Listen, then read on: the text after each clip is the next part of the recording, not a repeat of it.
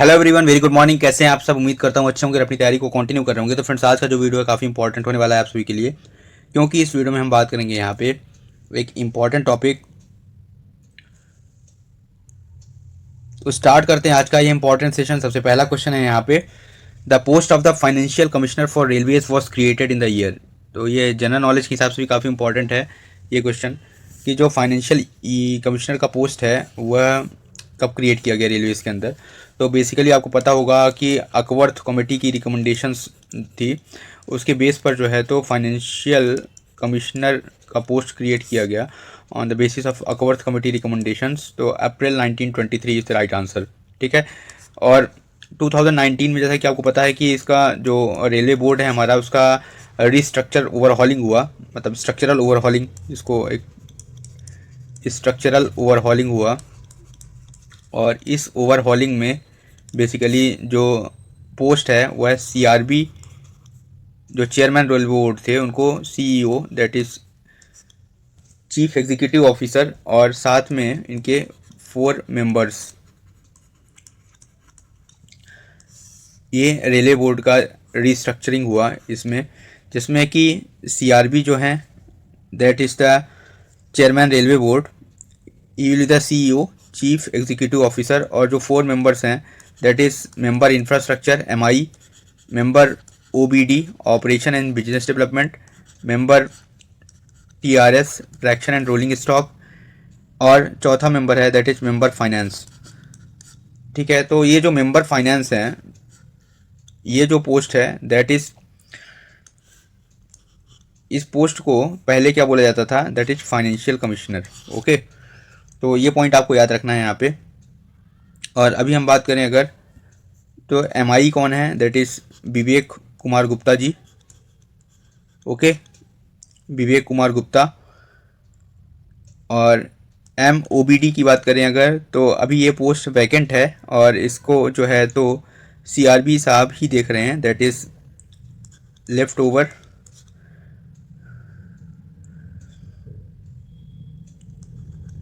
Satish Kumar. Okay, इसके बाद MTRS की जो पोस्ट है that is R Rajagopal, R Rajagopal. और मेंबर जो फाइनेंस हैं दैट इज मंजूषा जैन, मंजूषा जैन। तो ये नाम आपको याद रखना है, Manjusha Jain, member finance. Okay, ये इंपॉर्टेंट है।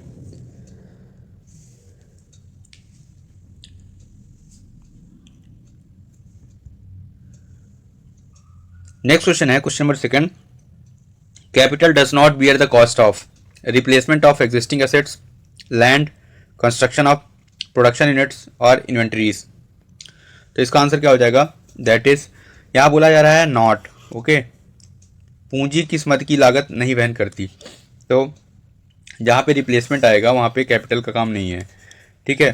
तो ये पॉइंट आपको याद रखना है यहाँ पे, कि रिप्लेसमेंट ऑफ एग्जिस्टिंग एसेट्स जहाँ भी रहेगा तो वहाँ पे कैपिटल का काम नहीं रहेगा। So option number A is the right answer. Okay,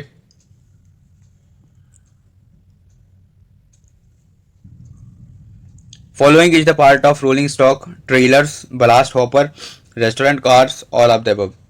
तो रोलिंग स्टॉक आपको पता है, ठीक है, तो ट्रेलर्स भी रोलिंग स्टॉक है, बलास्ट हॉपर्स भी रोलिंग स्टॉक है, रेस्टोरेंट कार भी रोलिंग स्टॉक है। So all of the options are correct. Okay, question है, the funds borrowed by IRFC from the markets are primarily utilised for procurement of. Option दिया है land, rails, rolling stock और all of these. It is very important question और काफ़ी अच्छा question है। तो इसको मैं थोड़ा समझाने की कोशिश करूंगा आपको यहाँ पे, कि आईआरएफसी जो फंड बोरो करती है, the funds borrowed by IRFC from market. Okay, तो आईआरएफसी ने फंड बोरो किया कहाँ से, ओपन मार्केट से। अब उसको यह यूटिलाइज करती है for the procurement of, that is rolling stock. ठीक है। अब यहाँ हम थोड़ी सी बात कर लेते हैं, इसका थोड़ा बैकग्राउंड जान लेते हैं कि इंडियन रेलवेज को सपोज रोलिंग स्टॉक चाहिए। रोलिंग स्टॉक का मतलब क्या हो गया, आपको लोकोमोटिव्स चाहिए, ओके, आपको कोचेस चाहिए, आपको वैगन्स चाहिए। तो ये लोको कोचिंग और वैगन स्टॉक जो हैं, तो ये एसेट्स हैं। तो when Indian railways takes assets like locomotives, coaches और वैगन्स ऑन लीज, ठीक है, that is on lease from, किससे लेगा ये, IRFC से। तो क्या है, जब इंडियन रेलवे क्या कर रहा है यहाँ पे, ये एसेट्स है, यह लीज पर ले रहा है, किससे, IRFC से, ठीक है। तो लीज पेमेंट जो होता है, इस लीज पेमेंट के दो पार्ट होते हैं, ठीक है। एक पार्ट होता है इंटरेस्ट वाला part, that is interest portion, और एक होता है आपका कैपिटल या principal, that is principal amount और इंटरेस्ट अमाउंट, ठीक है। तो लाइक इंटरेस्ट का मतलब क्या हो गया कि आपने कुछ लिया है तो लोन का इंटरेस्ट हो जाएगा, that is loan interest, okay. और प्रिंसिपल का मतलब क्या हो गया, एक्चुअल जो कॉस्ट रहेगी, actual cost of asset, actual cost of asset. तो यहाँ पे जो अकाउंटिंग होती है वो कैसे होता है, मतलब इंटरेस्ट पार्ट को हम मानते हैं कि जो है इट इज हमारा regular expense, okay. So interest part का मतलब क्या हो गया, ये हमारा रेगुलर एक्सपेंस है। तो दिस रेगुलर एक्सपेंस, इसका अकाउंटल जो होगा वो कहाँ से होगा, that is from the revenue part, okay. That means what, demand number 9, आपको याद रखना है यहाँ पे डिमांड नंबर 9। डिमांड नंबर 9 का मतलब क्या हो गया, अगर मैं आपको बताऊं, that is operating expenses of traffic, ठीक है। और जो प्रिंसिपल पार्ट होगा, that is actual cost, that is treated as asset payment, और यह जो चार्जेबल होगा यह कहाँ से होगा, दैट इज प्लान हेड 22 से। तो ये इंपॉर्टेंट है, plan head 22 that is leased asset under demand number 16, okay. So leased assets under what, demand number 16। तो ये आपको याद रखना है यहाँ पे। तो यहाँ से इसका आंसर क्या हो जाएगा, दैट इज रोलिंग स्टॉक। इसको एग्जांपल के तौर पे अगर समझें तो सपोज आपको लीज पेमेंट करना है 100 रुपये का, ठीक है। कितना है आपका लीज पेमेंट है, 100 रुपये। तो 100 रुपये में जो है तो 30 रुपये जो होंगे मान लो आपके इंटरेस्ट बन रहे हैं, और 70 रुपये जो है तो उसकी कॉस्ट है, ओके।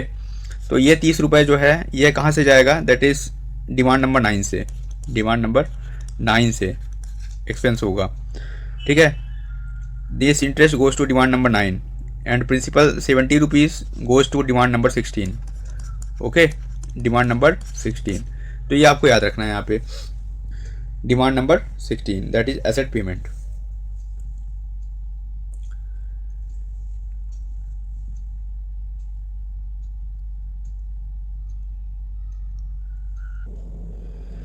तो यहाँ अगर हम बात करें कि IRR for new lines project should not be less than 10%, 12%, 14%, IRR not required. तो सबसे पहले जितने भी हमारे कैपिटल इन्वेस्टमेंट हैं उन सब में IRR काफ़ी इंपॉर्टेंट है।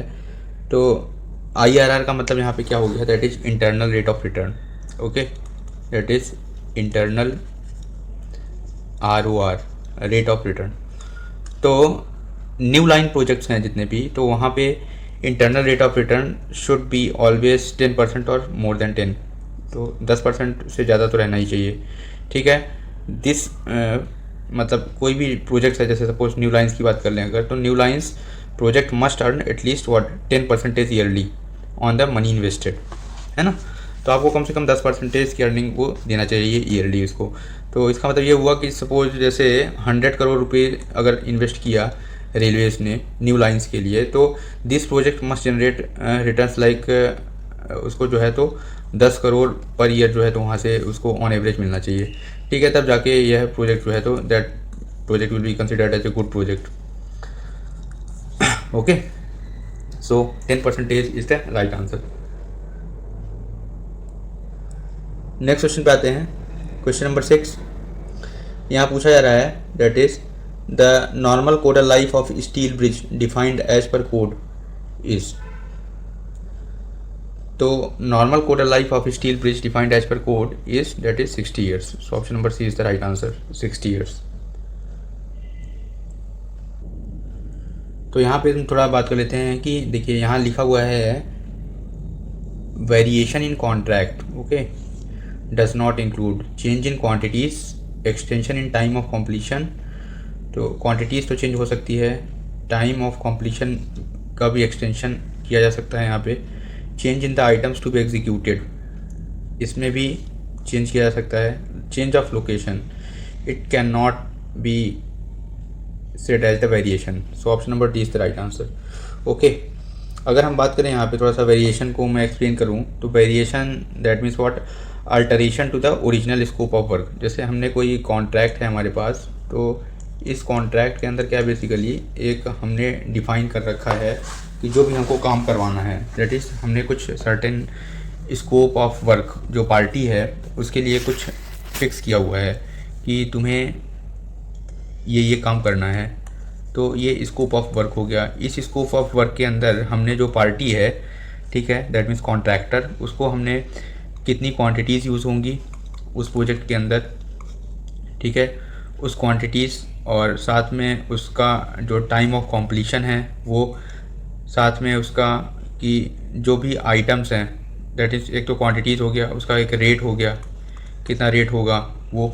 तो इन सब कुछ वैल्यूज़ है वो हमने कुछ लिख के दी होगी। ओके, इसके अलावा अगर हम बात करें यहाँ पे, तो इस during the execution of contract, अगर उसके इस स्कोप ऑफ वर्क के अंदर कुछ हमारा किसी कारणवश अगर इसमें कहीं भी घटता है या बढ़ता है, तो वहाँ पे वो पार्ट हो जाता है वेरिएशन का। अगर हमने सपोज कम क्वांटिटी यूज़ करी तो वहाँ पे हमारा मतलब क्या हो गया, सेविंग हो गया। और हमने ज़्यादा क्वांटिटी यूज़ की मतलब वो क्या हो जाएगा, यहाँ पे दैट इज़ नेगेटिव और यहाँ पे दैट इज़ पॉजिटिव वेरिएशन। ठीक है, तो ये 2 पॉइंट हो गया। तो यहाँ से आपको समझना पड़ेगा ये change of location is the not the part of what variation. Okay, तो क्वांटिटीज़, टाइमिंग या आइटम्स जो है वो फंडामेंटली क्या किए जा सकते हैं, एडजस्ट किए जा सकते हैं। So option D is the right answer.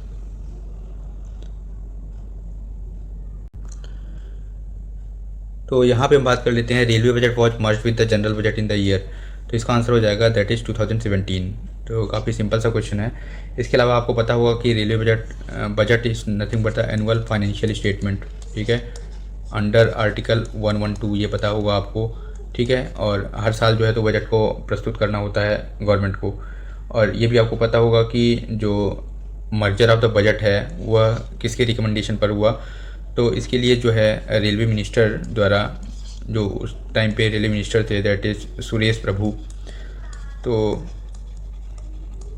Suresh प्रभु को नीति आयोग द्वारा एक रिपोर्ट सौंपी गई। नीति आयोग ने एक कमेटी बनाई थी, विवेक देवरॉय कमेटी। नीति आयोग ने एक कमेटी बनाई थी, विवेक देवरॉय कमेटी। तो यह विवेक देवरॉय कमेटी जो थी उन्होंने रिकमेंडेशन किया, ठीक है, और dispensing with railway budget, okay, that is dispensing with railway budget. This was a white paper titled, और यह जो है इस रिपोर्ट को सौंपा गया सुरेश प्रभु को। और इसके आधार पर जो है, इस रिपोर्ट के आधार पर यह मर्जर 2017 में किया गया। तो ये काफ़ी इम्पोर्टेंट है यहाँ पे, जो कि कस्टम लगभग 1924 से चला आ रहा था। 1924 से यह 2016 तक चला, और 2016 में जो लास्ट रेल बजट प्रस्तुत किया था दैट वाज बाय सुरेश प्रभु। तो ये भी आपको याद रखना है, यहाँ पे सुरेश प्रभु द्वारा ही जो है तो लास्ट रेलवे बजट प्रस्तुत किया गया था। ओके, तो ये काफ़ी इंपॉर्टेंट है। पहला रेलवे बजट आपको पता होगा that is John Mathai. Okay, John Mathai ने जो है तो इंडिपेंडेंट इंडिया का पहला रेलवे बजट प्रस्तुत किया था, ठीक है। इसके अलावा जो है आपको पता होगा कि जो बाबू जगजीवन राम हैं, जगजीवन राम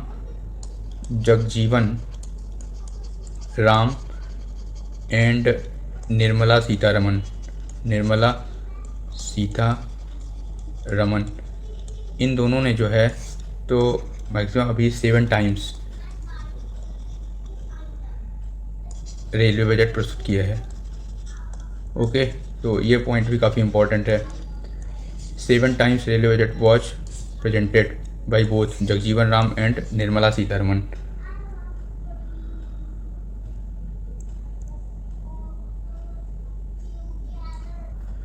थोड़ा सा बात कर लेते हैं यहाँ पे जो बजट 2026-27 है, दैट इज़ बजट 26-27 के अंदर जो कैपिटल एक्सपेंडिचर है दैट इज़ कैपेक्स। ओके, तो कैपिटल एक्सपेंडिचर का एस्टिमेशन लगभग कितना है 2.93 लाख करोड़। ओके, तो लगभग गवर्नमेंट जो है इतना एक्सपेंड करेगी कैपिटल एक्सपेंडिचर पे। वहीं अगर मैं रेवेन्यू की बात करूँ तो रेवेन्यू एक्सपेंडिचर जो हमारा डे टू डे एक्सपेंडिचर होगा that is the 2.99 lakh crore. Okay, so 2.99 lakh crore will expand on revenue part. इसके अलावा मैं थोड़ा सा बात करता हूँ ऑपरेटिंग रेशियो की। तो operating ratio will be that is 98.4%।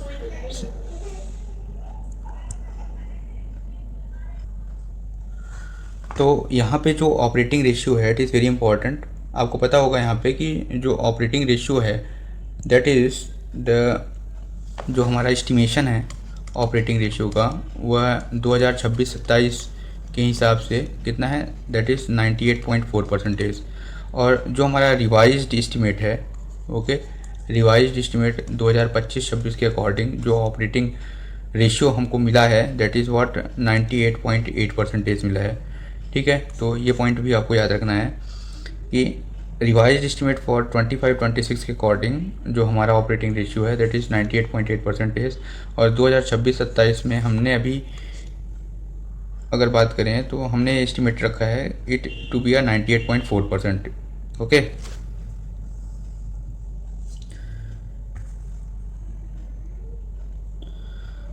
और ऑपरेटिंग रेशियो आपको पता है operating ratio is nothing but that is the जो हमारा वर्किंग एक्सपेंसेस है that is working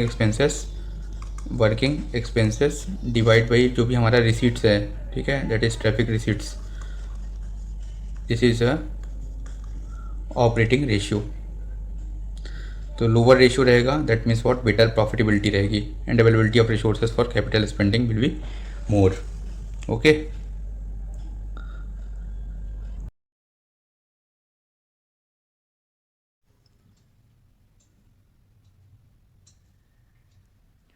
next question, question number 9 है the provisions regarding earnest money and security deposits are contained in para 620 of accounts code volume 1, para 630 of finance code volume 1, para 620 of finance code volume 1 and para 630 of account code volume 1। ठीक है, तो इसका answer क्या हो जाएगा that is para 620 of finance code volume 1। It is very important. So option number C is the right answer. इसमें थोड़ा सा हम बात कर लेते हैं कि अर्नेस्ट मनी आपको पता है earnest money basically it is the small amount of money that is deposited by the contractor while submitting a tender. ठीक है, और जनरली जो होती है ये 2% ऑफ द जो भी एस्टिमेटेड कॉन्ट्रैक्ट वैल्यू है वो होती है। सिक्योरिटी डिपॉजिट भी आपको पता है बेसिकली ये जो है तो मतलब इसमें जो भी कॉन्ट्रैक्टर पार्टिसिपेट कर रहे हैं वो जनरली सीरियस और जेन्यून हो ये इसका ख्याल रखना होता है, इसलिए अर्नेस्ट मनी डिपॉजिट कराई जाती है। और यहाँ पे अगर हम बात करें सिक्योरिटी डिपॉजिट की तो सिक्योरिटी डिपॉजिट बेसिकली इसमें क्या है बेसिकली जब कॉन्ट्रैक्ट अवार्ड हो जाता है तो जिससे कि जो कॉन्ट्रैक्टर है उस वर्क का प्रॉपर एग्जीक्यूशन करे उसके लिए जो है तो सिक्योरिटी डिपॉजिट जमा कराई जाती है। ठीक है, अब यहाँ पे जो अर्नेस्ट मनी है that is para 620 of finance code volume 1 के अंदर रखा गया है अर्नेस्ट मनी और सिक्योरिटी डिपॉजिट को। ठीक है, और जो 620 ऑफ अकाउंट कोड वॉल्यूम 1 है इसके अंदर बेसिकली क्या है दैट इज जो ये चैप्टर 6 है this is chapter 6 of Indian railway account code volume 1। उसमें बेसिकली है सस्पेंस अकाउंट। उसमें क्या है सस्पेंस अकाउंट है, तो ये आपको याद रखना है यहाँ पे this is the suspense account. Okay, अब इसके अंदर जो 620 है पैरा 620 उसमें लिखा है हाफ ईयरली। इसमें बेसिकली क्या करते हैं that is the half yearly review okay of suspense balance. तो हाफ ईयरली रिव्यू करना होता है सस्पेंस जो भी बैलेंस है उसका, वह मेंशन है कि इसमें para 620 of account code volume 1 और para 620 of finance code volume 1 के अंदर जो है आपका basically that is the earnest money deposit and security deposit ये है। ओके, वहीं para 621 of finance code volume 1 की बात करें अगर तो इसमें बेसिकली क्या है कॉन्ट्रैक्ट एग्रीमेंट है। क्या है कॉन्ट्रैक्ट एग्रीमेंट। ठीक है, पैरा 628 भी काफ़ी इंपॉर्टेंट है। Para 628 that is variation of contract. तो पैरा 628 के अंदर है वेरिएशंस ऑफ कॉन्ट्रैक्ट कंडीशन, ये पूछता है एग्जाम में, आपसे पूछेगा। वेरिएशन ऑफ कॉन्ट्रैक्ट कंडीशन, ये किसके अंदर है? Para 628 of Indian railway finance code volume 1। Okay, it is very important. 630 तो ऐसा कोई पैरा नहीं है, पैरा 630 जो है, तो चाहे तो अकाउंट कोड वॉल्यूम 1 हो या फाइनेंस कोड वॉल्यूम 1, इनमें कोई भी ऐसा पैरा नहीं है। नेक्स्ट क्वेश्चन नंबर 10 है, in a large works tender the notice period for submission of bid should not be less than 21 days, 14 days, 30 days and 15 days. तो इसका आंसर हो जाएगा that is 30 days. So option number C is the right answer. ये question भी very important है और कई बार रिपीटिव नेचर का क्वेश्चन है, पूछा गया है। तो ये कितना हो जाएगा? That is 30 days. Okay, next question है question number 11, that is in terms of para 105 of finance code volume 1, it is very important. The powers to sanction the expenditure of railway have been delegated by government of India to. तो para 105 of the Indian railway finance code volume 1 जो है, उसके अंदर जो भी expenditure sanction करना है उसकी पावर किसको डेलीगेट की गई है? तो इसका आंसर हो जाएगा that is member finance railway board. It is very important, member finance railway board. Okay, so earlier it was called as a finance commissioner और this is the head of railway finance organization। ठीक है, तो head of railway finance कौन है?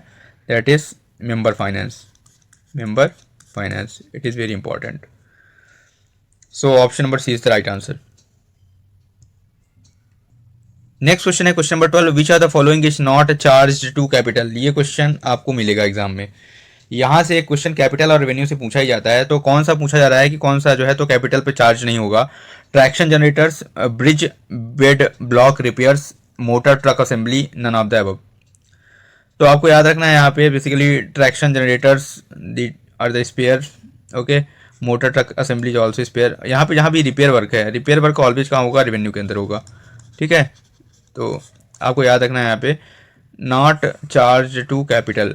Okay, so ये जो bridge bed block repairs है it will charge to revenue only.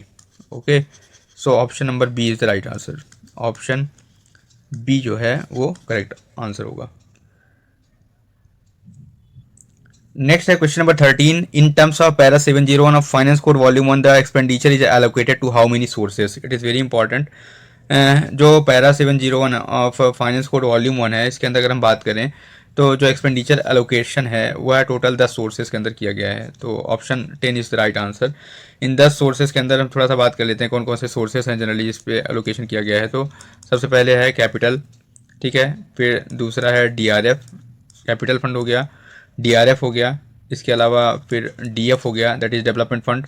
इसके अलावा जो एक्स्ट्रा बजटरी रिसोर्सेज हैं आईबीआर, आईएफ, इंस्टीट्यूशनल फाइनेंसिंग इसके थ्रू होता है।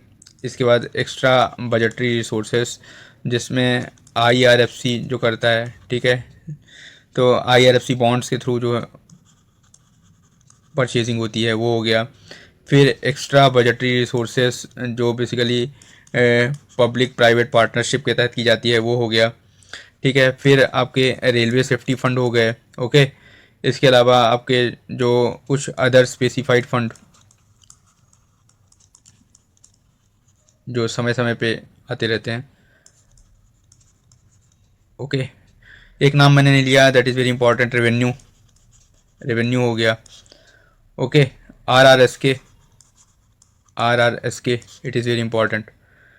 तो और कुछ फंड हो गए जैसे ईबीआर में ही कुछ और फंड हो गए लाइक, तो इस तरह से जो है टोटल ये इसके अंदर आ जाएगा। दैट इज़ टोटल 10 फंड जो है, तो 1 2 3 4 5 6 7 8 9 10, तो ये 10 फंड जो है तो इनको पैरा 701 के अंदर जगह मिली है और इसके अंदर ही जो है एक्सपेंडिचर का एलोकेशन किया जाता है, ओके। और डीएफ की बात कर लेंगे तो डीएफ में जो है तो 4 तरह के फंड हैं। डीएफ में 4 तरह के फंड हैं, दैट इज़ डीएफ 1 2 3 और 4, ओके। तो ये आपको याद रखना है, ठीक है। मैं इसके बारे में एक सेपरेट वीडियो मैंने बनाया हुआ है वैसे, और अगर आप डिमांड करेंगे तो मैं एक बार और इसको रिव्यू कर लूँगा। नेक्स्ट क्वेश्चन पे आते हैं, दैट इज़ क्वेश्चन नंबर 14। यहाँ पूछा जा रहा है कि EIRR is calculated on the basis of, it is very important, ठीक है, economic benefits, indirect contribution to economic growth और इन्वायरमेंटल इम्पैक्ट और ऑल ऑफ दीज। तो इसका आंसर क्या हो जाएगा, दैट इज EIRR। सबसे पहले EIRR का फुल फॉर्म क्या होगा आपको पता होगा, that is economic, E for यहाँ पे क्या आ जाएगा, दैट इज इकोनॉमिक। और IRR का मतलब क्या होगा, internal rate of return, rate of return. तो EIRR हो गया। और बेसिकली EIRR और एक और टर्म आता है FIRR। तो FIRR का मतलब यहाँ पे क्या आ जाएगा, that is financial. Okay, F मतलब यहाँ पे क्या आ जाएगा, फाइनेंशियल। ओके, तो financial internal rate of return हो गया। अब दो चीज़ें हैं कि economic internal rate of return जो है इसके अंदर आपके इकोनॉमिक बेनिफिट्स भी आएंगे, indirect contribution to economic growth भी आएगा और इन्वायरमेंटल इम्पैक्ट को भी असेस किया जाता है यहाँ पे, ठीक है। So all of the above is correct answer. Okay, all of the above is correct. तो both monetary and non monetary दोनों तरह के परफॉर्मेंस को यहाँ पे जगह दी जाती है। मतलब हम यहाँ पे जो प्रोजेक्ट की मॉनेटरी वैल्यू है प्लस उसके नॉन मॉनेटरी वैल्यूज़, मतलब उससे सोशल इम्पैक्ट क्या होगा, इन्वायरमेंटल इम्पैक्ट क्या होगा, टाइम सेविंग कितनी होगी। ओके, तो ये सब चीज़ें जो है इन्वायरमेंट पे कितना इम्पैक्ट होगा, तो ये सब चीज़ें जो है यहाँ पे आपके देखी जाएगी। ये किस में देखी जाएगी, EIRR में। और जो फाइनेंशियल है इसमें केवल ओनली मॉनेटरी एस्पेक्ट्स देखा जाएगा, that is only monetary, only monetary return, कि वो जो प्रोजेक्ट है वह कितना मॉनेटरी रिटर्न दे रहा है। ओके, तो जनरली हम जो FIRR है वो हम देखते हैं कि किसी प्रोजेक्ट का 10% या उससे ज़्यादा, ठीक है। और वहीं पे जो EIROR है वो जनरली हम देखते हैं कि वह कम से कम 14% या उससे ज़्यादा का वो लाभ दे हमें। तो ये था कुछ economic internal rate of return और financial internal rate of return. Next question पे आते हैं, question number 15, it is very important. यहाँ पूछा जा रहा है आपसे कि as per I pass system the contract completion report should be drawn within what period of completion. तो ऑप्शन दिया है 1 ईयर, 6 मंथ, नो लिमिट और none of these. It is very important. तो आई पास सिस्टम आपको पता है, आई पास का मतलब क्या हो गया यहाँ से, that is integrated payroll and accounting system. और इसके तहत जो है कॉन्ट्रैक्ट कंप्लीशन जो होगा, कॉन्ट्रैक्ट कंप्लीशन रिपोर्ट, तो वो सबमिट करना है, that is within 6 months. So option number B is the right answer. तो ये काफ़ी इंपॉर्टेंट क्वेश्चन है। So option number B is the right answer. Next question पे आते हैं, that is question number 16, it is very important. यहाँ पूछा जा रहा है आपसे कि clause 62 of the GCC deals with, clause 62 किससे डील करता है GCC का। Okay, termination of contract due to fault of contractor और extension of the contract on administrative ground, option C arbitration and option D that is all of these. तो इसके अंदर basically जो clause 62 GCC, it is very important clause, और इसमें जो है तो टर्मिनेशन ऑफ कॉन्ट्रैक्ट हो जाता है due to fault of contractor. So option A is the right answer. Basically जो क्लॉज 62 है इसमें that is rescission of contract due to contractor default, है ना। तो कॉन्ट्रैक्टर जो है वो डिफ़ॉल्ट हो गया है, इसकी वजह से जो है तो रिसेशन ऑफ कॉन्ट्रैक्ट यहाँ पे करना पड़ता है, ठीक है। तो ये कॉन्ट्रैक्टर डिफ़ॉल्ट हो गया। कॉन्ट्रैक्टर डिफ़ॉल्ट होने का मतलब क्या हो सकता है कि वो बैंकरप्ट हो गया हो, या ही fails to start the work after getting notice, या जो अपनी परफॉर्मेंस है वो सेटिस्फैक्ट्री नहीं रख पा रहा हो। तो कई रीज़न हो सकते हैं जिसकी वजह से वो कॉन्ट्रैक्टर डिफ़ॉल्टर हो सकता है, ठीक है। तो इस केस में फिर हम क्या देते हैं, यहाँ पे इसको नोटिस पीरियड देते हैं कि उसको जो है तो 7 दिन का 7 डेज नोटिस पीरियड देते हैं, 7 days notice period, 48 hours notice period. तो इस तरह के जो ऑन बेसिस ऑफ सीवियरिटी, तो railway must issue a written notice that is 7 days और 48 आवर्स टू कॉन्ट्रैक्टर, ठीक है, before termination of the contract. It is very important.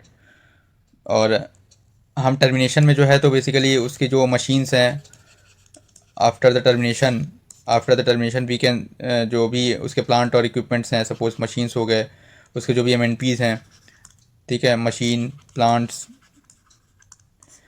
Material, तो ये सब जो है रेलवे कैन सीज, ठीक है। रेलवे जो है तो उसको सीज कर सकती है और उसे रिकवरी भी करा सकती है, तो जो भी उसका नुकसान हुआ है। और जो भी नया कॉन्ट्रैक्ट है वो उसकी प्लानिंग जो है तो यहाँ पे हो सकता है, ठीक है। तो ये इंपॉर्टेंट है यहाँ पे। नेक्स्ट क्वेश्चन है क्वेश्चन नंबर 17। यहाँ पूछा जा रहा है आपसे कि suspense head linking commercial and government system on the earning sides is called demands payable, demands recoverable, MAR, none of the above. ये भी काफ़ी इंपॉर्टेंट क्वेश्चन है। यहाँ पे हम थोड़ा सा बात कर लेते हैं लिंक हेड्स की। It is very important. Basically link head जो है that is link heads, it is very important concept. और लिंक हेड्स के अंदर दो कॉन्सेप्ट आते हैं।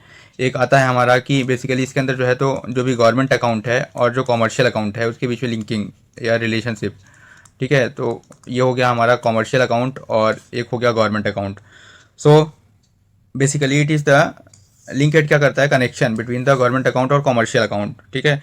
तो गवर्नमेंट अकाउंट जनरली मेंटेन होता है on a cash basis, okay. और यह जो system commercial account system follow करता है दैट इज एक्रूअल अकाउंटिंग, ठीक है। एक्रूअल बेसिस पर जो है तो यहाँ पे मेंटेन होता है, ओके। तो जो भी एक्चुअल कैश या रिसीट्स मिली है payments during the financial year that is the cash, okay. इसके अलावा हम अगर यहाँ पे बोलें तो जो गवर्नमेंट अकाउंट होते हैं that is technically known as what, financial accounts. इनको हम क्या बोलते हैं, फाइनेंशियल अकाउंट्स होते हैं।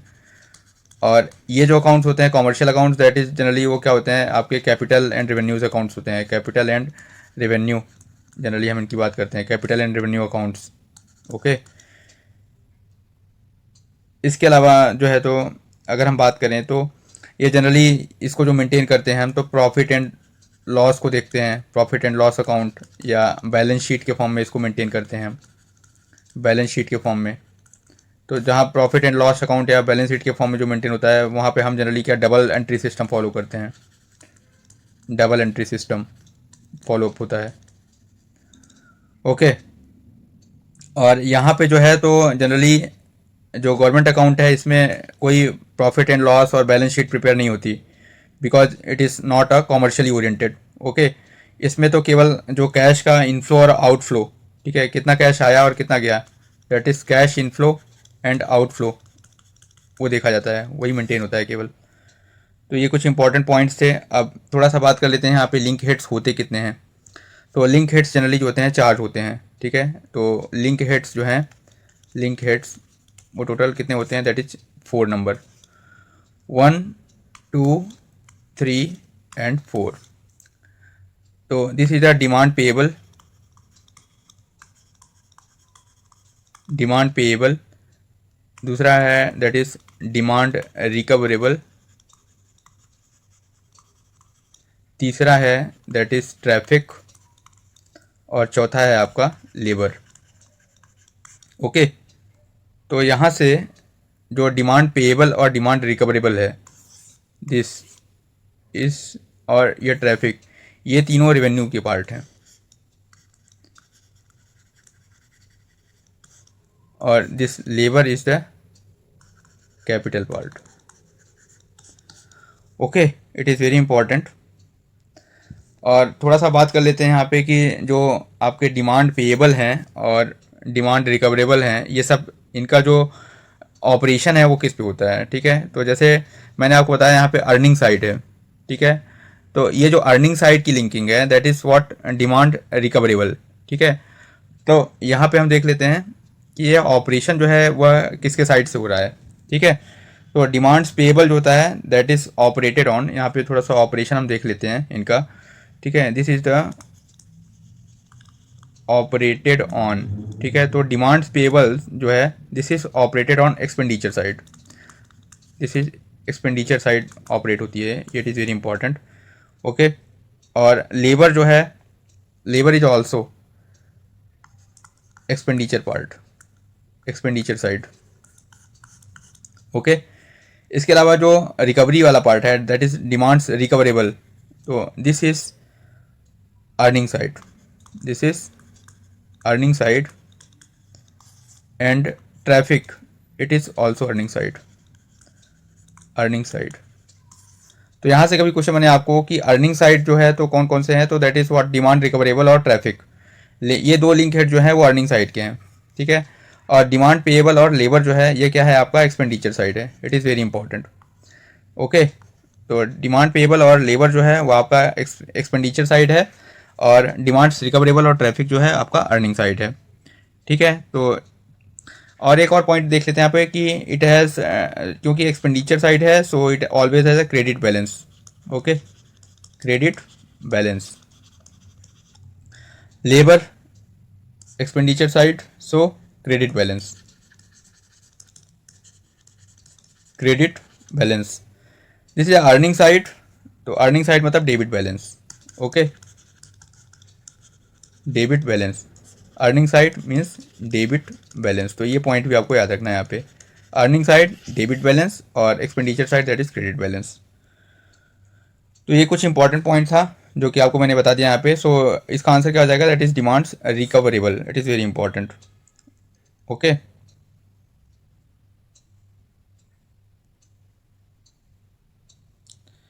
और डिमांड्स पेबल की थोड़ी सी बात कर लेते हैं कि ये जो सस्पेंस हेड है अंडर डिमांड नंबर 12 वह ऑपरेट होता है। डिमांड्स पेबल, डिमांड नंबर 12, जो अर्सवाइल डिमांड नंबर 12 है आपकी, ठीक है, that is suspense head.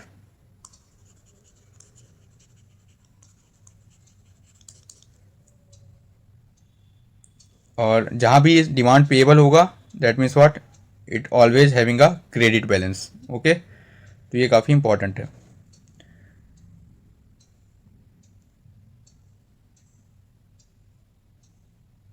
Next question पे आते हैं, दैट इज क्वेश्चन नंबर 18। यहाँ पूछा जा रहा है annexure A of appropriation account shows, so mistakes and misclassification in accounting, losses to railways, frauds, unsanctioned expenditure. तो ये भी काफ़ी इंपॉर्टेंट क्वेश्चन है। यहाँ पे थोड़ा सा बात कर लेते हैं अप्रोप्रिएशन अकाउंट्स की। तो अप्रोप्रिएशन अकाउंट्स जो है बेसिकली आपको पता होगा कि under article 114 clause 3 it is very important, appropriation accounts को मेंशन किया गया है यहाँ पे। ठीक है, तो एक तो होता है, आपको पता है कि बजटरी ग्रांट, जैसे बजट हुआ तो उस फाइनेंशियल ईयर में, जैसे रेलवेज़ हो गया सपोज, तो रेलवेज़ को एक सब मिल गया कि इतना अमाउंट आपको खर्चा करना है इस बजट ईयर के लिए। ठीक है, सपोज 2026-27 में एक ग्रांट मिल जाएगा, दैट इज़ बजटरी ग्रांट।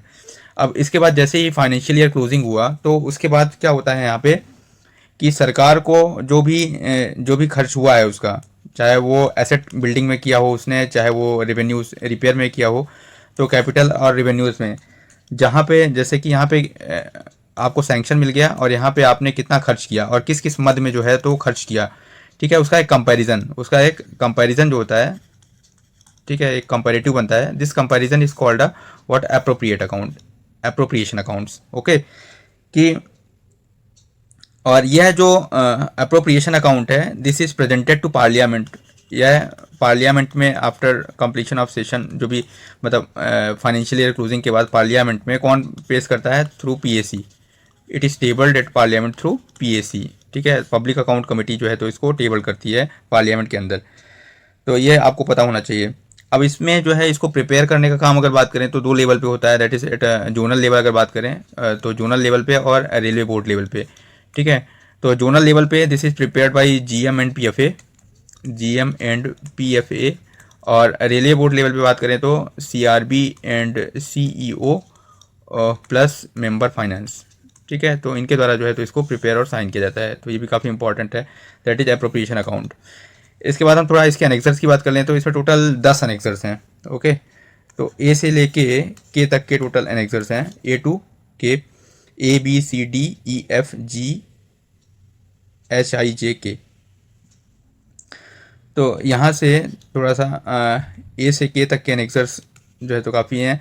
अब इसमें जो एनेक्सर ए है basically this tells about the unsanctioned expenditure, it is very important. Unsanctioned expenditure जो है आपके वो एनेक्सर ए के अंदर आते हैं।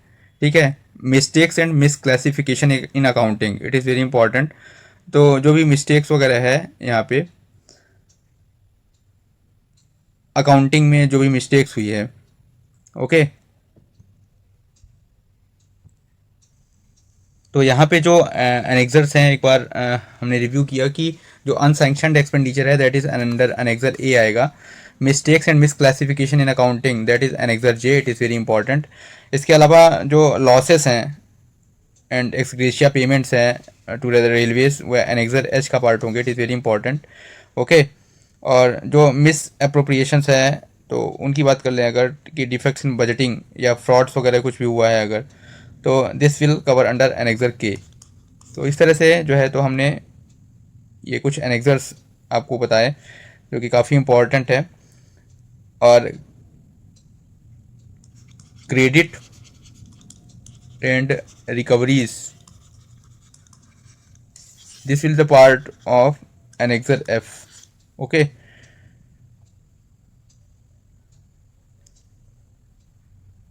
तो इसका आंसर क्या हो जाएगा, that is unsanctioned expenditure. Next question है, ये क्वेश्चन भी काफ़ी इंपॉर्टेंट है, that is plan head coordinator for plan head 11। ये प्लान हेड कोऑर्डिनेटर का क्वेश्चन भी आपसे एग्जाम में हर बार पूछा जाता है, तो इसको भी हम देख लेते हैं थोड़ा सा कि किसके लिए जो है तो यहाँ पे रहेगा। तो plan head coordinator for plan head 11, plan head 11 is nothing but that is new lines. ठीक है, तो न्यू लाइन्स के लिए जो हमारा प्लान हेड कोऑर्डिनेटर होंगे दैट इज PCOM साहब होंगे। कौन होंगे, PCOM। So option number A is the right answer. इसके अलावा plan head 14 that is gauge conversion, इसके लिए भी PCOM साहब होंगे। प्लान हेड 14 लिखा है, दैट इज 14। इसके अलावा जो प्लान हेड 15 है दैट इज डबलिंग, तो डबलिंग के लिए भी PCOM साहब होंगे प्लान हेड कोऑर्डिनेटर, तो ये भी आपको याद रखना है। ठीक है, इसके अलावा प्लान हेड 16 की बात कर लेते हैं। Plan head 16 that is traffic facilities, तो ट्रैफिक फैसिलिटीज़ के लिए भी PCOM साहब होंगे। Okay, it is very important. So ये हो गया है। इसके अलावा plan head 35, plan head 35 it is very important, that is electrification, that is electrification. तो इलेक्ट्रिफिकेशन के लिए भी जो प्लान हेड कोऑर्डिनेटर होंगे वो कौन होंगे, PCOM साहब होंगे। ओके, इसके अलावा that is plan head 81, plan head 81 that is metropolitan transport, MTP। तो इसके लिए भी जो आपके प्लान हेड कोऑर्डिनेटर होंगे वो कौन होंगे, PCOM साहब। तो ये कुछ इंपॉर्टेंट प्लान हेड्स थे जिनके कोऑर्डिनेटर हैं वो कौन होंगे, PCOM। ठीक है, लाइक 14, 15, 16, 35, 81। तो ये आपको याद रखना है। टोटल प्लान हेड हमारे पास हैं कितने, that is 27। Okay, it is very important. Next और कुछ प्लान हेड देख लेते हैं यहाँ पे, जैसे आपके जो PCST साहब हैं, PCSTE प्लान हेड कोऑर्डिनेटर, वो किसके होंगे, तो PCST साहब जो है प्लान हेड कोऑर्डिनेटर होंगे, that is plan head 29, plan head 29 for LC gates, level crossing के लिए। ओके, तो प्लान हेड 29 PCST साहब होंगे। इसके अलावा जो प्लान हेड 33 है that is SNT works, signal and telecommunication works, उसके लिए भी जो है तो प्लान हेड कोऑर्डिनेटर कौन होंगे, PCST साहब होंगे। तो ये PCST साहब के इम्पॉर्टेंट प्लान हेड कोऑर्डिनेटर हो गए। इसके अलावा PCCM साहब जो हैं वो किसके किसके प्लान हेड कोऑर्डिनेटर होंगे, तो इनकी बात कर लेते हैं। PCCM साहब जो plan head coordinator that is important है, प्लान हेड 53। प्लान हेड 53 आपको पता है, दैट इज कस्टमर एमिनिटीज़। ठीक है, कस्टमर एमिनिटीज़ हो गया प्लान हेड 53 PCCM, तो ये काफ़ी इंपॉर्टेंट है। इसके अलावा इलेक्ट्रिफिकेशन के लिए आपको याद रखना है कि PCOM साहब जो हैं तो प्लान हेड कोऑर्डिनेटर हैं, और PCEE जो हैं वह प्लान हेड 36 के लिए है ना, दैट इज़ मतलब अदर इलेक्ट्रिकल वर्क्स जो होंगे, अदर इलेक्ट्रिकल वर्क्स, तो उसके लिए जो है तो PCEE साहब हैं।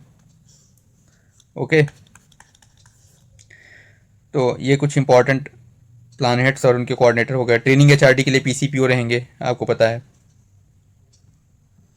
नेक्स्ट क्वेश्चन है, दैट इज क्वेश्चन नंबर 20। पूछा है railways ordinary working expenses demand number 3 to 13 are included in major head, it is very important. ठीक है, आपको मेजर हेड के बारे में भी पता रहना चाहिए यहाँ पे। तो बात कर लेते हैं यहाँ पे कि जो हमारा वर्किंग एक्सपेंसेस है that is demand number 3 to 13। तो डिमांड नंबर 3 की बात करें that is general superintendent and services, और डिमांड नंबर 13 की बात करें तो demand number 13 that is PF pension and other retirement benefits. ठीक है, तो जनरल सुपरिटेंडेंट एंड सर्विसेज हो गया 3, 4 है पीवे पता होगा, 5 जो है आपका motive power, 6 carriage and wagon, और 7 है प्लांट एंड इक्विपमेंट। तो ये हो गया। और 8 क्या है, that is rolling stock and equipment हो गया। 9 दैट इज ट्रैफिक, और 10 दैट इज़ फ्यूल। ये क्या है आपके operating expenses on rolling stock, traffic और फ्यूल पे कितना हो रहा है। ठीक है, दैट इज़ यहाँ तक हो गया 10। ठीक है, इसके अलावा जो है तो स्टाफ वेलफेयर एंड एमिनिटीज़, ठीक है, मिसलीनियस वर्किंग एक्सपेंसेस, और आपके जो PF pension and other retirement benefit हो गया, तो ये हो गया 11, 12 और 13। तो ये टोटल जो है डिमांड 3 to 13 है। अब इसमें ये पूछा जा रहा है कि ये कौन से मेजर हेड के अंदर इंक्लूड किया गया है। ठीक है, तो मेजर हेड आपको पता होगा कि मेजर हेड के अंदर जो है अगर हम बात करें तो जो हमारे ऑर्डनरी वर्किंग एक्सपेंसेस हैं, ऑर्डनरी वर्किंग एक्सपेंसेस, ठीक है, तो ये दो लाइंस पे काम करते हैं। एक तो हमारी कॉमर्शियल लाइंस हो गई और दूसरी हो गई स्ट्रेटेजिक लाइंस। स्ट्रेटेजिक लाइंस, तो कॉमर्शियल लाइन पे अगर हम बात करें ऑर्डनरी वर्किंग एक्सपेंसेस, तो इसके लिए जो मेजर हेड होगा वह major head, that is for commercial it will be uh 3002, it is very important, और for strategic it will be uh 3003। तो आपको यहाँ से क्लियर अंदेशा मिल गया होगा कि जो क्वेश्चन में पूछा जा रहा है that is railway ordinary working expenses demand 3 to 13, then it will be uh 3002।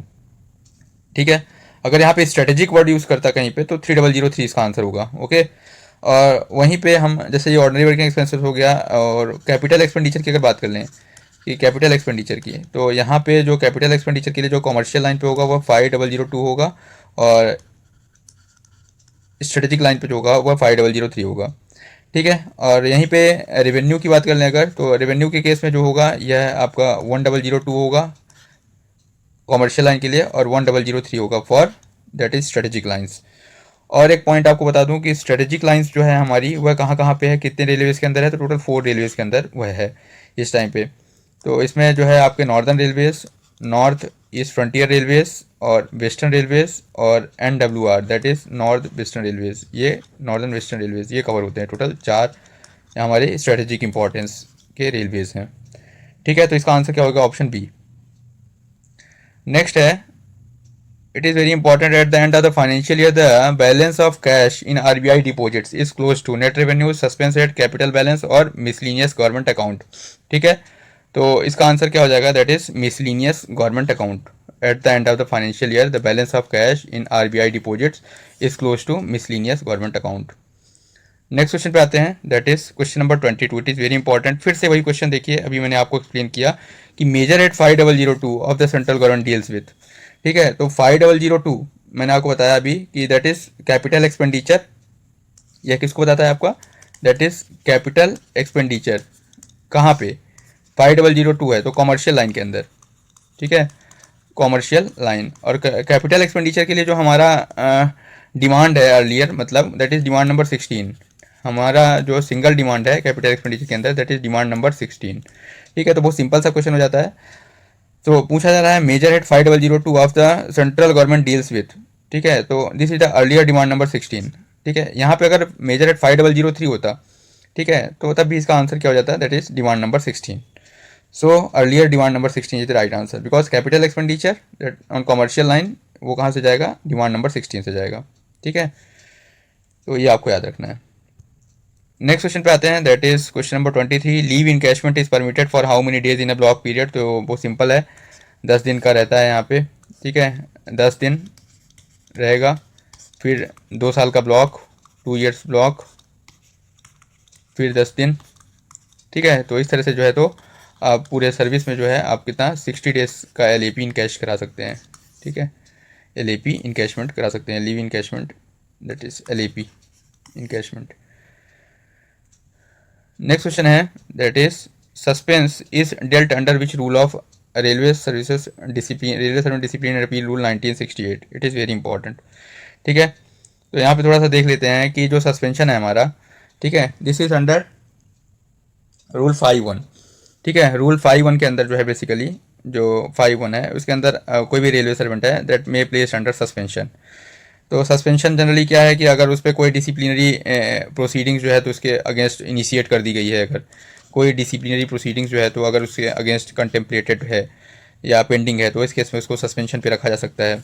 ठीक है, दूसरा केस हो सकता है कि सपोज़ कि उसको जो है तो कोई क्रिमिनल ऑफेंस उस पर मिल गया है या उसने कुछ कर दिया है ऐसा, तो इस केस में जो है तो रखा जा सकता है, या कॉम्पिटेंट अथॉरिटी ने उसको सस्पेंशन रख दिया कि वो कुछ ऐसा काम किया है जो कि against the security of state है या नेशन की इंटीग्रिटी खतरे में है, तो इस तरह से तो उसको जो है तो सस्पेंशन पे रख सकता है। ठीक है, under rule 51। It is very important. Rule 52 की बात करें तो रूल 52 के अंदर बेसिकली डीम्ड सस्पेंशन का क्लॉज है, तो ये भी इंपॉर्टेंट है कि अगर पूछ दे कि डीम्ड सस्पेंशन के लिए क्या है, तो डीम्ड सस्पेंशन के अंदर रूल 52 है। ठीक है। और इसमें ये बोला गया है कि कोई रेलवे सर्वेंट है उसको डीम्ड सस्पेंशन माना जाएगा with effect from the date of his detention, अगर वह 48 घंटे या उससे ज़्यादा जेल में रह गया। ठीक है, तो ये काफ़ी इंपॉर्टेंट है, पूछता है एग्ज़ाम में। ठीक है, उसके लिए डिटेन हो गया अगर। ठीक है, तो ये काफ़ी इंपॉर्टेंट है। तो रूल 5(2) को आपको याद रखना है, that is deemed suspension. Okay. 6(1) जो है, रूल 6(1) के अंदर बेसिकली हमारे क्या हैं, पेनाल्टीज़ हैं, पेनाल्टीज़ हो गई। ठीक है, लाइक सेंस्योर। ठीक है, तो ये रूल 6(1) के अंदर हो गया। 9(1) के अंदर बेसिकली क्या है, दैट इज़ प्रोसीजर फॉर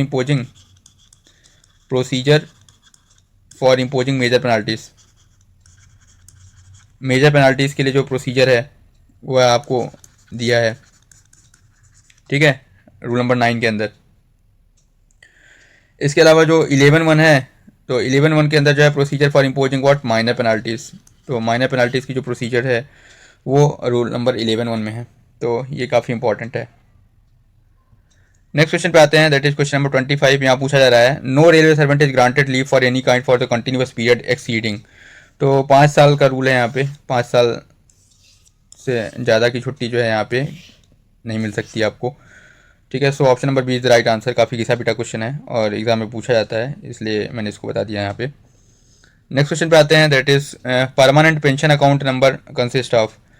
तो बेसिकली दिस ये इसकी भावनाएं जो बोल रही हैं, दैट इज़ व्हाट प्राण के बारे में पूछना चाह रहा है ये, कि परमानेंट रिटायरमेंट अकाउंट नंबर जो होता है, दैट इज़ फॉर एनपीएस में अगर बात करूँ, फॉर जो हमारे नेशनल पेंशन सिस्टम है उसके अकॉर्डिंग, तो उसमें टोटल जो होती है वो 12 डिजिट्स होती है। तो ये आप याद रखिए, यहाँ पे टोटल 12 डिजिट्स होती है। तो ये ऑप्शन तो किसी में नहीं आ रहा है। ठीक है, सो इसको हटा देते हैं, प्राण 12 डिजिट्स। नेक्स्ट है, अपेक्स लेवल मैक्सिमम बेसिक पे एज पर 7 CPC। तो यह कितना होता है, दैट इज़ 2,50,000 रुपये होता है। ठीक है, और लेवल 18 के अंदर जो है आपको मिलेगा 2,50,000 रुपये। ठीक है, तो जो भी कैबिनेट सेक्रेटरी की पोस्ट होती है, कैबिनेट सेक्रेटरी, ठीक है, तो वह जनरली लेवल 18 में होता है। ओके, तो ये इंपॉर्टेंट है। नेक्स्ट है, दैट इज़ क्वेश्चन नंबर, और अभी प्रेजेंट में कैबिनेट सेक्रेटरी टीवी सोमनाथन है। क्वेश्चन नंबर 28 की बात करें तो पे for the purpose of leave encashment includes what. तो लीव इनकैशमेंट जब होता है तो इसमें केवल दो चीज़ें होता है, बीपी और डीए। ठीक है, तो बीपी और डीए मिला के जो है तो यहाँ पे बनता है, that is basic pay plus DA. तो option B is the right answer. Next question पे आते हैं, दैट इज क्वेश्चन नंबर 29। यहाँ पूछा रहा है, एज पर 7th पे commission the minimum monthly pension. तो मिनिमम मंथली पेंशन जो है एज पर 7th पे कमीशन वो कितनी है, दैट इज़ 9,000 है। ठीक है, तो ये भी आपको पता है, that is option number D is the right answer, that is 9,000। और काफ़ी सिंपल सा क्वेश्चन है। नेक्स्ट क्वेश्चन पे आते हैं, दैट इज़ यहाँ पूछा जा रहा है कि question number 30, the internal check to be exercise by the store account officer is to be maintained in the form of. Okay, तो जो इंटरनल चेक होता है स्टोर अकाउंट ऑफिसर के द्वारा, वह रजिस्टर S2888 के फॉर्म में मेंटेन किया जाता है। ठीक है, नेक्स्ट क्वेश्चन पे आते हैं, question number 31, stores budget is prepared in the form of. तो स्टोर बजट इज प्रिपेयर्ड वह S3101 के फॉर्म में भरा जाता है। ठीक है, this is a form number. Okay, that is S3101। Next question पे आते हैं, दैट इज पूछा जा रहा है यहाँ पे कि which are the following is not a inventory management model. ठीक है, तो कौन सा इन्वेंटरी मैनेजमेंट मॉडल नहीं है, it is very important. Okay, option दिया है FIFO, that is first in first out, EOQ nothing but ये क्वेश्चन पूछा जा सकता है, that is economic order quantity, economic order quantity. और ROR रेट ऑफ रिटर्न, और LIFO that is last in first out. तो FIFO it is a model, EOQ is also model and LIFO is also model, this is not a model. ROR that is rate of return, ये क्या है, rate of return बताता है। ठीक है, तो EOQ जो है basically this is a supply chain and inventory management model है या एक टूल है। ठीक है, जिसको हम दूसरा नाम जो है तो इसको हम बोलते हैं, दैट इज फाइनेंशियल परचेस। इसको और क्या बोलते हैं, फाइनेंशियल परचेस। ठीक है, फाइनेंशियल परचेस क्वांटिटी। ओके, या economic order quantity, financial purchase quantity और इकोनॉमिक ऑर्डर क्वांटिटी। ठीक है, बेसिकली यह क्या करता है, जो कि इन्वेंट्री मैनेजमेंट है। इन्वेंट्री मैनेजमेंट में दो चीज़ें हो गई, एक तो आपका जो होल्डिंग प्लेस है या होल्डिंग एरिया है उसको मिनिमाइज़ करना है हमें। है ना, मतलब ऑक्यूपाई नहीं करने देना है। और दूसरा आपकी जो कॉस्ट है उसको रखने के लिए जो कॉस्ट आपका ब्लॉक हो रहा है, तो एक तो क्वांटिटी कम रहे और उसमें जो कॉस्टिंग है वो भी कम हो, तो इससे जो है तो हमारा बेटर इन्वेंट्री मैनेजमेंट हो सकता है। ठीक है, so option C is the right answer, इसका नॉट पूछा है। नेक्स्ट क्वेश्चन पे आते हैं, that is question number 33। MRVC is owned by, it is very important. MRVC भी आपको पता होगा, that is Mumbai rail Vikas corporation limited. ठीक है, तो MRVC it is very important, that is Mumbai rail Vikas corporation limited. यह क्या है, basically this is a public sector undertaking है, PSU है, और बेसिकली यह मिनिस्ट्री ऑफ रेलवेज और महाराष्ट्र गवर्नमेंट का मिला जुला रूप है। ठीक है, और यह जो है अगर बात करें तो यह ऑपरेशनल कब से हुआ था, तो 1999, दैट इज़ जुलाई 1999 से ऑपरेशनल है। और इसके अंदर अगर मैं भागीदारी की बात करूं तो 51-49 का भागीदारी है। ठीक है, इट इज़ वेरी इंपॉर्टेंट। तो 51 that is from Indian railways and 49 that is from Maharashtra government. Okay, तो इट इज़ वेरी इंपॉर्टेंट। तो जितना भी प्रोजेक्ट्स है जो कि मुंबई अर्बन ट्रांसपोर्ट प्रोजेक्ट्स है ना, MUTP, Mumbai urban transport project, तो उनका जो एग्जीक्यूशन है वह MRVC के द्वारा किया जाता है, तो ये काफ़ी इंपॉर्टेंट है। नेक्स्ट है question number 34, how much is government share holding in conquer. तो कॉन्कर भी आपको पता है, conquer is nothing but container corporation of India limited. ठीक है, तो यह भी एक PSU है, container corporation of India limited, it is also a PSU। It is very important, basically जो कंटेनर्स हैं उनका ट्रांसपोर्टेशन ये करता है। ठीक है, और इसको इनकॉर्पोरेट किया गया था इन द ईयर 1988 के अंदर, 1988 के अंदर इसको इनकॉर्पोरेट किया गया था। ओके, और इट इज़ वेरी इंपॉर्टेंट। आपको पता है कि इसमें जो गवर्नमेंट का शेयर है दैट इज़ 54.8% है। कितना है, 54.8%। ठीक है, गवर्नमेंट ने इसको प्राइवेटाइज करने की ठानी हुई है, तो ये भी काफ़ी इंपॉर्टेंट है कि मे भी हो सकता है इन फ्यूचर गवर्नमेंट जो है तो अपने जो शेयर है वो बेच दे।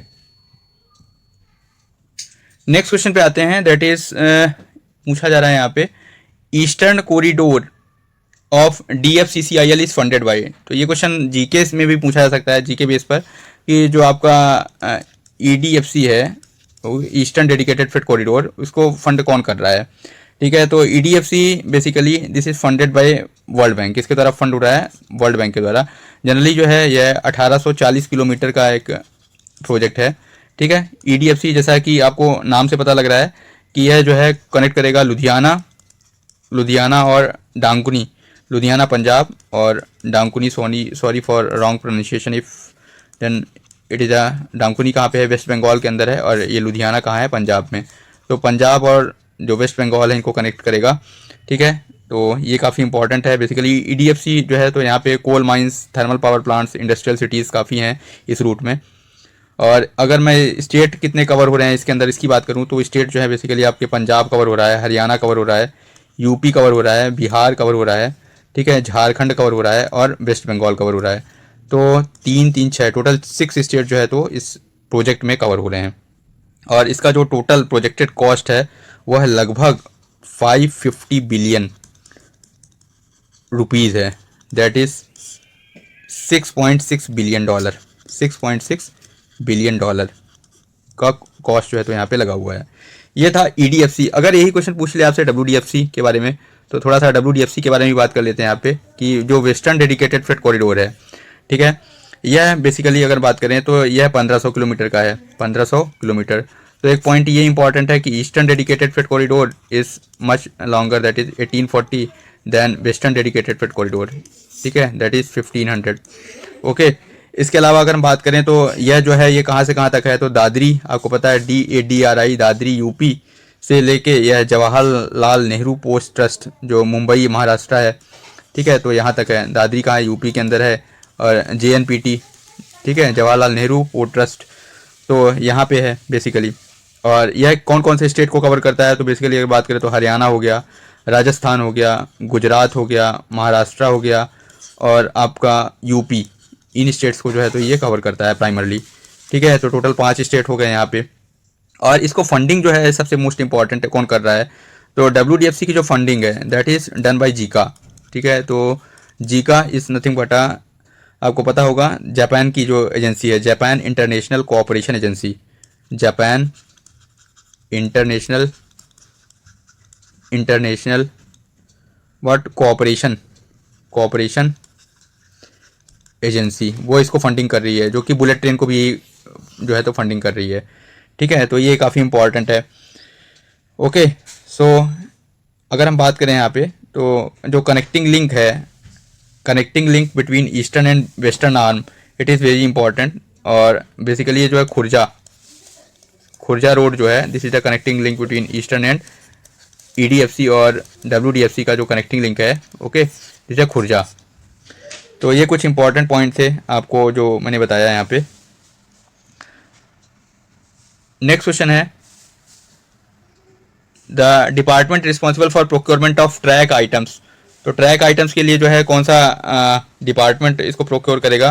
तो बेसिकली अगर बात करें तो जो हमारा स्टोर डिपार्टमेंट है, स्टोर डिपार्टमेंट ही प्रोक्योर करेगा, और उसमें जो सहायता करेगा उसकी इंजीनियरिंग डिपार्टमेंट करेगा। तो B answer, store is the right answer.